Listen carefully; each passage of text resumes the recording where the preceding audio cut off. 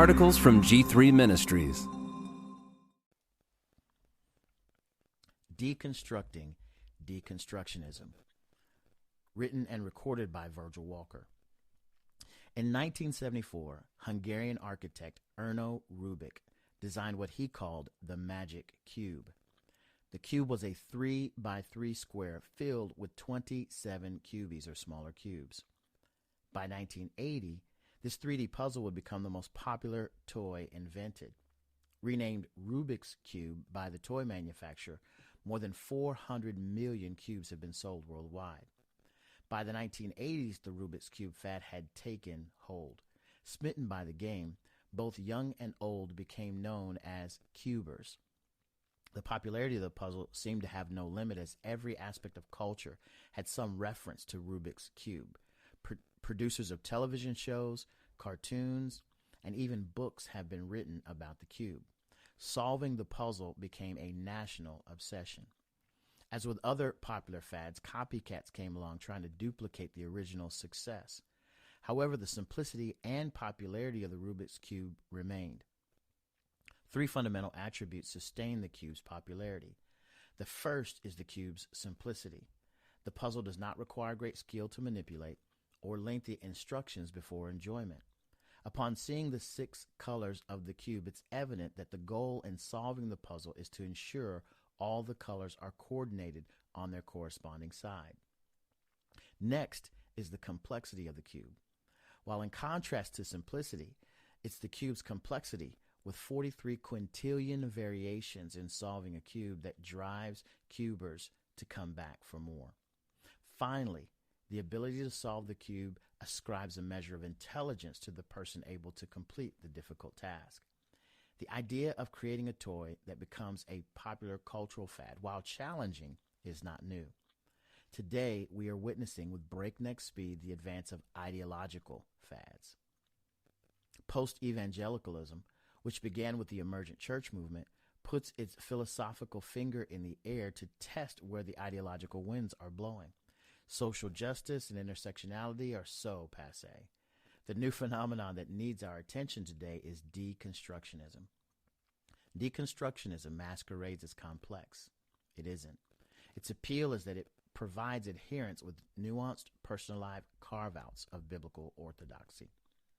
As post-evangelicalism embraces a new fad, some have turned deconstruction into a rite of passage.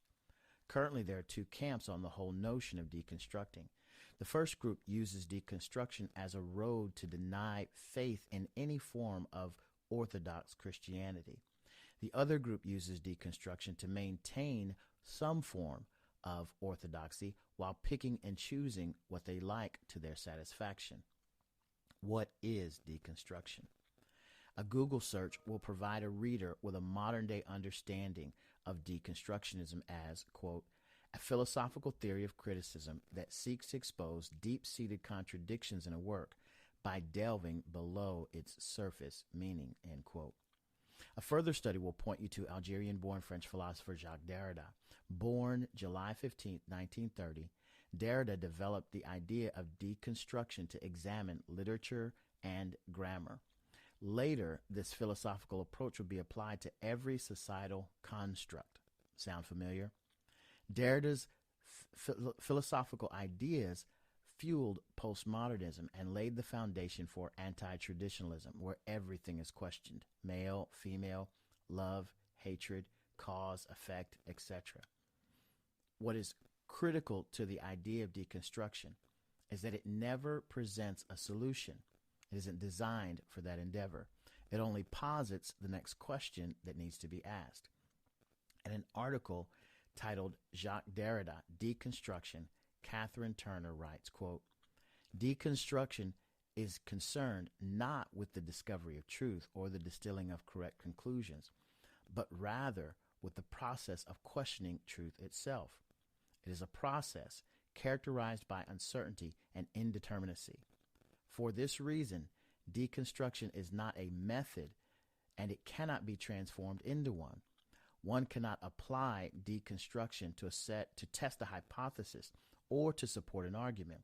Rather, it is an ongoing process of interrogation, concerned with the structure of meaning itself, end quote. For many, one of the attractive components of deconstruction is that it doesn't require specific expertise to engage in it.